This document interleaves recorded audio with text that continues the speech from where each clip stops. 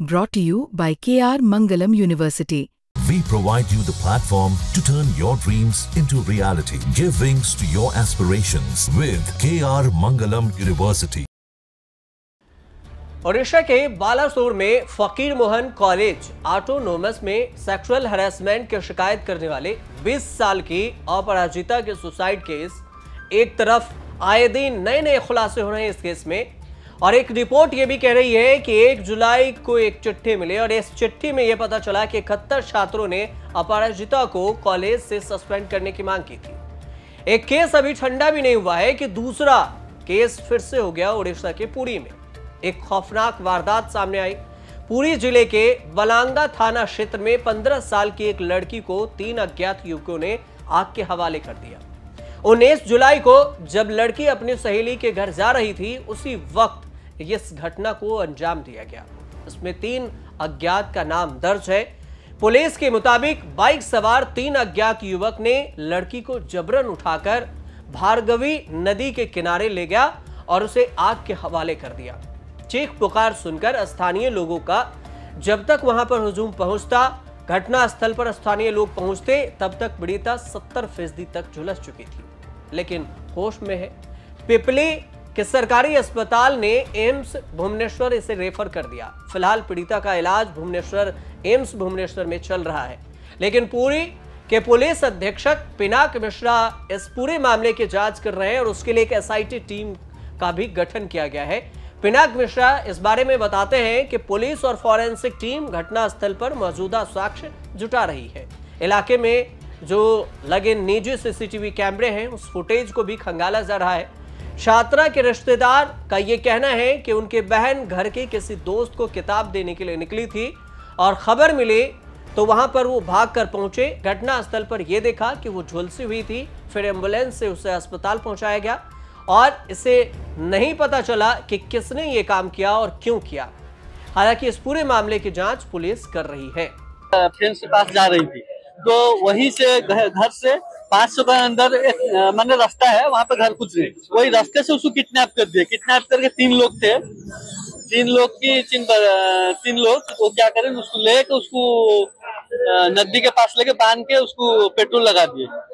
Petrol लगा ये कोई भी हालत से खिसल के मैंने पास आके एक हेल्प मांगी, एक घर को आके हेल्प लेके वो घर में पहुंची तो वो घर लोग उसके हमको फोन किए कि तुम्हारी बच्चे ये कौन ये करते हैं, जलाते हैं, जाके उसको लीजिए। वो हम बलांगा पुलिस स्टेशन को इन्फॉर्मेशन किए, वो तो आके इन्वेस्टिगेशन चल रहा है।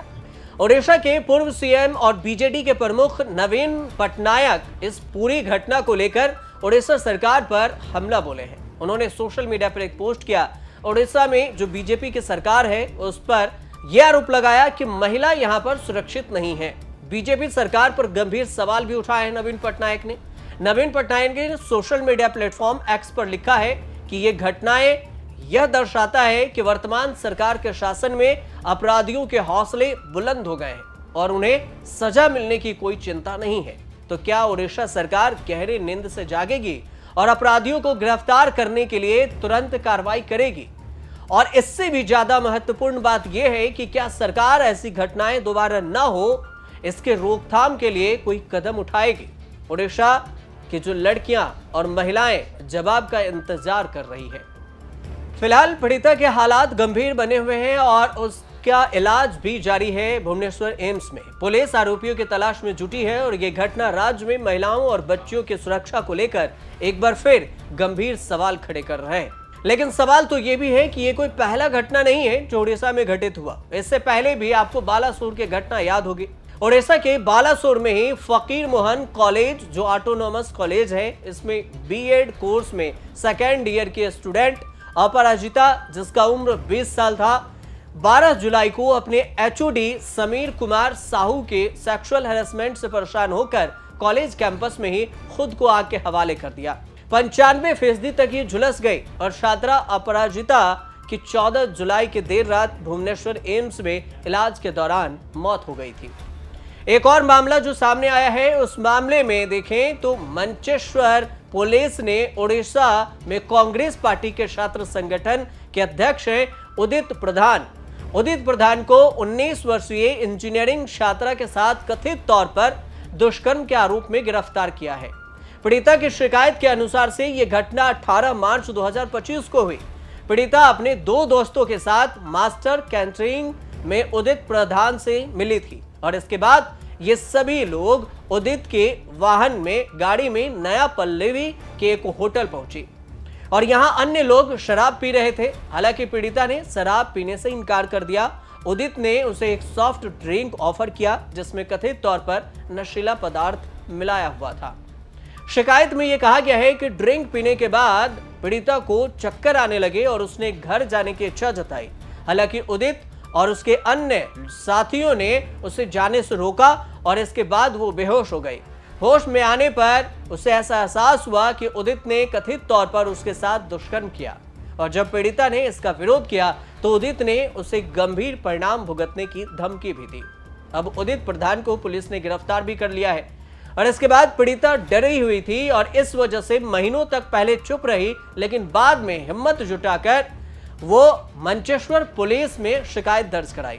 एफआईआर दर्ज होने के बाद पुलिस ने तुरंत कार्रवाई करते हुए एनएसयूआई के जो अध्यक्ष थे उदित प्रधान, उसको गिरफ्तार किया गया। गिरफ्तारी के कुछ ही घंटे बाद एनएसयूआई के अध्यक्ष पद से उन्हें सस्पेंड कर दिया गया, हटा दिया गया। लेकिन बीजेपी इसे राहुल का बब्बर शेर बताते हुए तंज कस रही है और कह रही है कि एनएसयूआई के अध्यक्ष से लड़कियां सेफ नहीं हैं।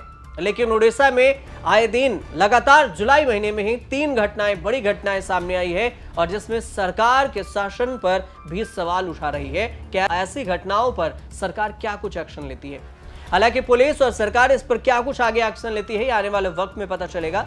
फिलहाल आपको जानकारी ठीक पहुंची हो तो हमारे चैनल से जुड़िए, सब्सक्राइब कर लीजिएगा। देखते रहिए न्यूज़ तक।